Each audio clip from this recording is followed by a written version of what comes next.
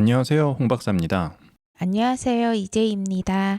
네, 반갑습니다. 반갑습니다. 이번 시간에는 70인역 성서와 신약 성서, 그 중에서도 바울 서신에서 두 가지 예를 가져와 봤습니다. 네. 네, 첫 번째는 로마서 2장 24절입니다. 성경에 기록한 바 너희 때문에 하나님의 이름이 이방 사람들 가운데서 모독을 받는다 한 것과 같습니다. 각 줄을 눌러보시면 이사야 52장 5절 가로 열고 70인역이라고 이렇게 나와 있죠. 네. 에스겔에도 비슷한 얘기가 나와 있지만 이 인용된 부분은 이사야에서 온 것 같아요. 네. 네, 이사야 52장 5절을 새 번역, 이 새 번역은 뭘 번역한 거라고 했죠? 마소라 본문이요. 바로 그렇습니다. 네, 감사합니다. 기억해 주셔서. 네. 70인역은 제가 번역한 거죠. 그리스어에서. 네. 제가 번역해 놓은 부분 70인역이랑 네. 이 새 번역이랑 비교했을 때 어떤 점이 다른 것 같아요? 날마다 쉬지 않고 나의 이름을 모독하고 있으니. 네, 그 부분이 같은 비교해야 되는 부분이죠. 네. 그런데 이게 언뜻 봤을 때 빨리 그걸 찾기가 힘든 게 네. 70인역 본문에는 너희 때문에가 있는데 이 마소라 본문에는 너희 때문에가 없죠. 네. 그렇죠. 그리고 이방 사람들 혹은 나라들이라는 표현이 없죠. 여기 네. 마소라 본문에는. 네.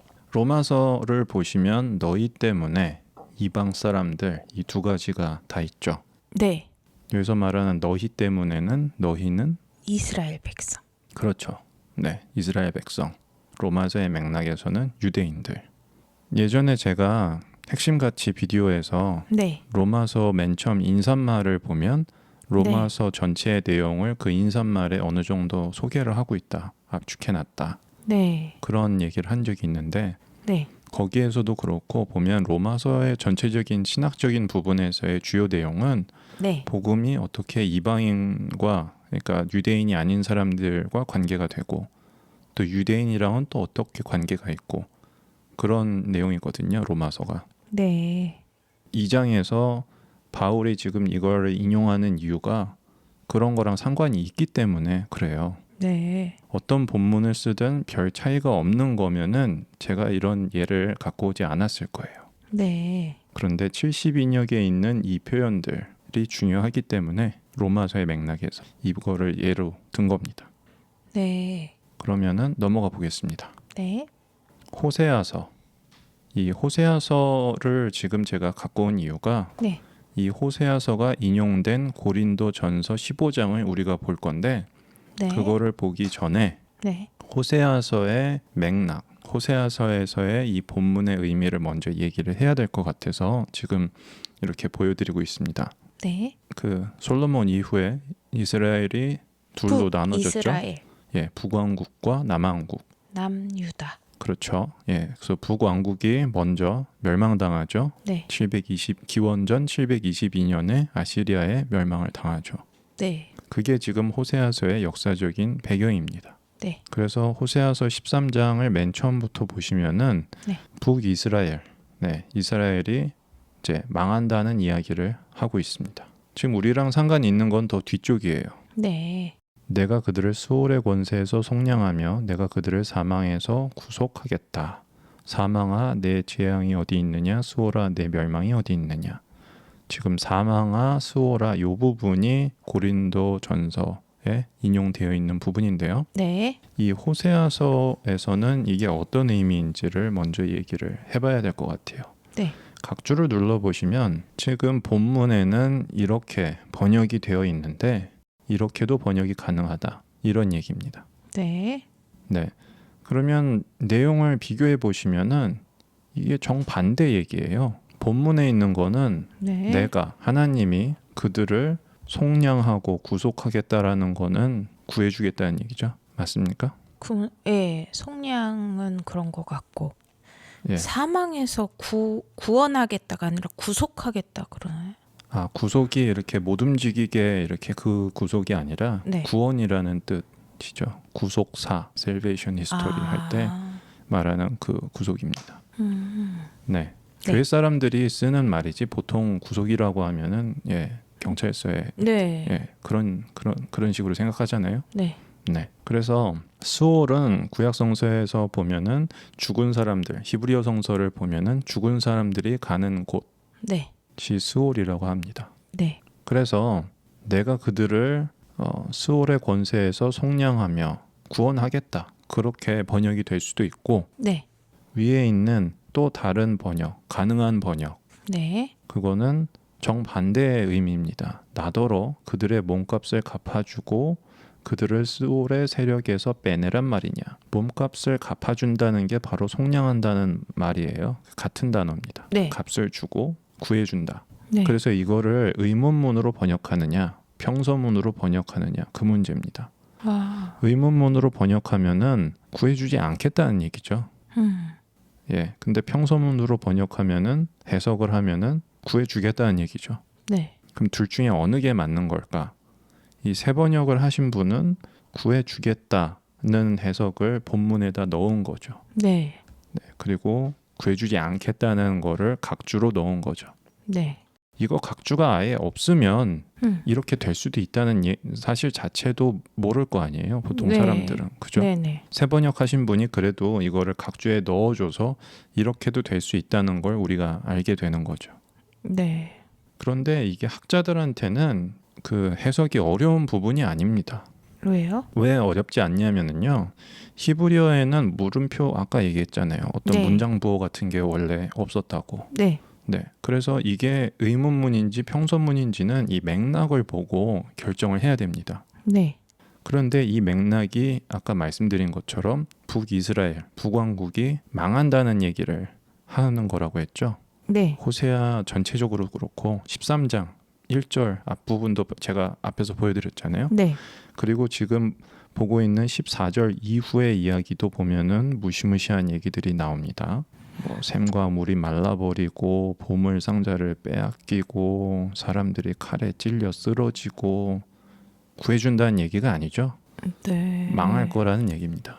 네. 그렇죠? 네. 그런데 그 중간에 요 문장 딱 하나만 구원해 주겠다라는 내용이 들어가 있으면 너무 이상하지 않습니까? 근데 하나님이 다 망하게 한다는 것도 너무 이상하네요. 그런데 호세아서의 내용이 그래요.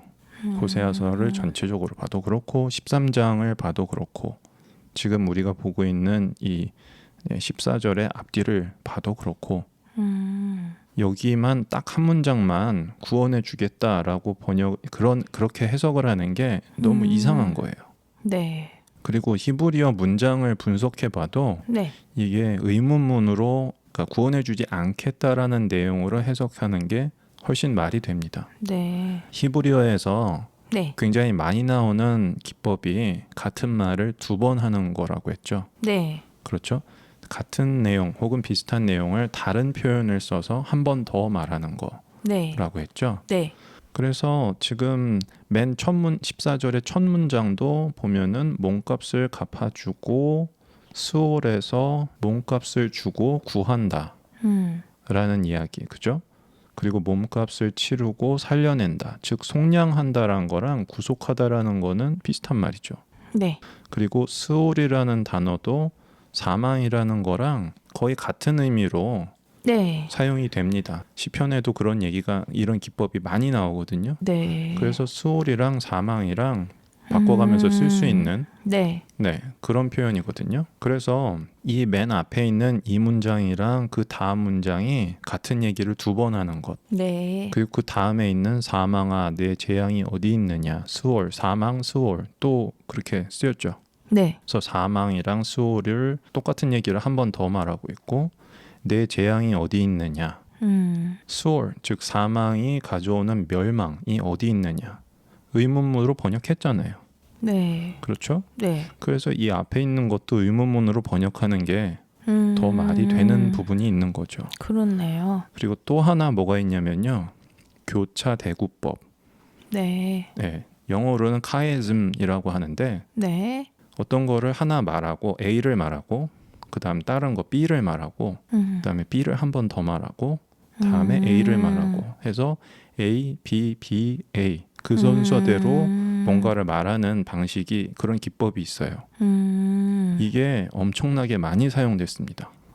제가 예전에 도서관에서 구약 성서, 히브리어 성서 전체를 그 네. 교차대구법으로 분석한 책도 본 적 있어요.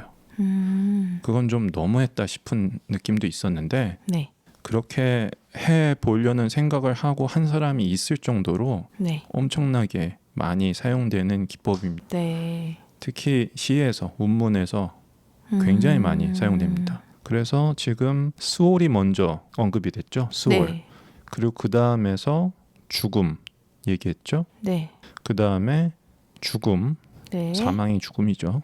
얘기하고 수월. 그래서 A, B, B, A 구조가 보이시죠? 네. 그 얘기는 이게 하나 한 묶음이라는 얘기예요. 네. 예. 그래서 이 첫 번째 있는 이거랑 그 다음 나오는 것도 짝이 될 뿐 아니라 이 사망아 네 재앙이 어디 있느냐, 수월아 내 멸망이 어디 있느냐, 얘네 둘도 짝이고 앞에 두 개와 뒤에 두 개도 짝이 되고 네. 네 개가 그런 식으로 붙어 있는 구조인 거죠. 네. 히브리어를 공부하는 사람들에게는 이거는 어려운 문제가 아닙니다. 이건 네. 당연히 이걸로 해야 되는 거예요. 의문문으로. 근데 왜 그렇게 안 했을까요? 이거를 하신 분이 왜 그렇게 했는지는 정확하게 모르지만 네. 일반적으로 봤을 때 네. 번역을 하면서 순화하는 경우들이 있어요. 네. 한국어로 번역하는 사람들, 영어로 번역하는 사람들도 마찬가지고 네. 본문의 내용이 너무나 좀 무시무시하다든지 네. 그런 경우. 예전에 우리 노예 얘기도 했었잖아요. 네. 이거를 슬레이브로 할 건지 서번트로 할 건지. 예전에 핵심같이 얘기할 때 그죠? 네. 네. 네. 그래서 막 사화나 뭐 이렇게 한 것도 있었잖아요. 네. 노예라고 해야 될 거를. 네. 네. 그게 그런 단어 수준일 뿐 아니라 이런 식으로 문장 수준에서도 뭔가 본문의 내용을 좀 더 듣기 좋은 쪽으로 끌고 와서 해석하려는 그런 그 경향이 네. 보일 때가 있습니다. 네. 지금 여기서 새 번역을 하신 분이 그 이유 때문에 했는지 아닌지는 저는 모르죠. 근데 네. 그냥 다른 데 여러 군데 봤을 때 그런 경우들이 있어요. 네. 네. 제가 이 얘기를 왜 이렇게 길게 하느냐면요. 네. 이 원래 호세아의 맥락에서 사망아, 수호라, 내 멸망이 어디 있냐 이거는 무시무시한 심판의 메시지라는 얘기입니다. 네. 구해주겠다는 얘기가 아니라 안 구해주고 망할 것이다 라는 얘기를 하고 있는 네. 그런 내용이라는 거예요. 호세아를 자세히 들여다보면은 너무나 당연한 겁니다. 네. 여기까지는 이해가 되셨죠? 네. 네, 그러면은 넘어가 보겠습니다. 네. 여기서 스월은 히브리어 단어이기 때문에 네. 번역할 때 하데스가 된 거죠. 하데스도 죽어서 가는 곳인가요? 네, 그리스 문화에서 그리스 세계관, 네. 그리스 신화에도 나오고, 네, 그리고 여기 독침이라는 거는 이 그리스어 단어는 네. 뭔가 쏘는 것, 어떤 곤충의 그런 벌의 침이라든지 그런 뜻이 될 수도 있고, 아니면은 동물들을 네. 이렇게 몰 때 이렇게 쿡쿡 찔러서 절로 가 이쪽으로 가지 말고 이런 목적으로 쓰는 그런 작대기가 있었는데 그거를 가리킬 수도 있습니다. 네. 뭔가 이렇게 찌르는 부분이 있는 그런 거를 가리키는 단어입니다. 이게 고린도전서 15장 55절에 인용이 되어 있습니다. 네. 그런데 고린도전서 15장은 지금 55절이니까 굉장히 네. 길잖아요. 한 장이. 네. 고린도전서 15장 전체가 부활에 대한 이야기입니다. 네. 고린도 교회에 부활이 없다고 하는 사람들이 있다는 얘기를 듣고 바울이 그 사람들에게 부활이 있다. 부활은 굉장히 중요하다. 네. 그런 얘기를 하고 있는 장이에요. 네. 이 호세아서를 인용하는 이유는 네. 죽음의 승리가 없다. 네. 죽음의 독침, 죽음이 쏘는 것, 죽음아 이렇게 했죠. 하데스란 말을 안 좋아했는지 네. 특히 고린도 사람들한테 쓰는 거니까 네. 하데스란 말을 하면 왠지 그런 그리스 사람들이 알고 있는 그 개념이 떠오를 것 같아서 바꾼 건지 어떤 건지는 잘 모르겠습니다만 어쨌든 사망아 하데스야 돼 있는데 여기는 죽음아 이렇게 돼 있죠. 그리고 위에는 그 심판, 처벌 이게 저스티스라고 할 수 있는 그런 단어인데 심판이라는 게 처벌이라는 뜻도 될 수 있으니까 네. 심판한다라는 게 처벌한다 이런 뜻도 될 수 있잖아요. 네. 그래서 그리스어에서는 이런 뜻이었는데 지금 인용된 고린도전서에 인용된 거에서는 승리라고 되어 있죠. 그래서 사도 바울이 여기서 하고 있는 말은 죽음은 승리할 수 없다. 죽음의 승리는 없다. 그런데 호세아서의 원래 맥락에선 뭐라고요? 사망아 내 재앙이 어디 있느냐? 이 재앙이 너희들 북왕국에게 닥칠 것이다. 그런 얘기하는 거라고 했잖아요. 네. 네. 그러니까 전혀 다른 내용이라고 할 수 있죠. 네. 네. 그래서 좀 더 얘기를 하자면은 승리라는 것도 바울이 70인역 우리가 보고 있는 이 70인역 본문을 보면서 자기가 바꾼 거일 수도 있고 바울이 보고 있던 70인역 그 버전은 또 다른 거일 수도 있습니다. 네. 거기에 승리라는 단어가 있을 수도 있어요. 왜 그렇게 생각하냐면은 70인역 성서가 한 번 그 번역이 되고 끝이 아니라 나중에 계속 편집되고 개정되고 새로운 번역이 또 나오고 이랬다 그랬잖아요. 네. 네. 그래서 나중에 나온 2세 기원 후 2세기에 네. 이건 너무 전문적인 내용이라서 모르셔도 되는데 네. 예, 디오루시안이라는 사람이 있는데 네. 네, 어쨌든 다른 그 그리스어 판본에 승리라는 얘기가 있어요. 네. 그래서 네, 바울이 이거를 바꾼 거일 수도 있고 바울이 보던 본문에 승리라는 게 있을 수도 있다. 네. 네. 그래서 지금까지 바울 서신에 나오는 70인역 본문에 대해서 얘기를 해봤습니다. 네. 궁금한 거 있으십니까? 아니요. 네, 없으시면은 네, 다음 시간에 뵙겠습니다. 감사합니다. 네, 감사합니다. 네.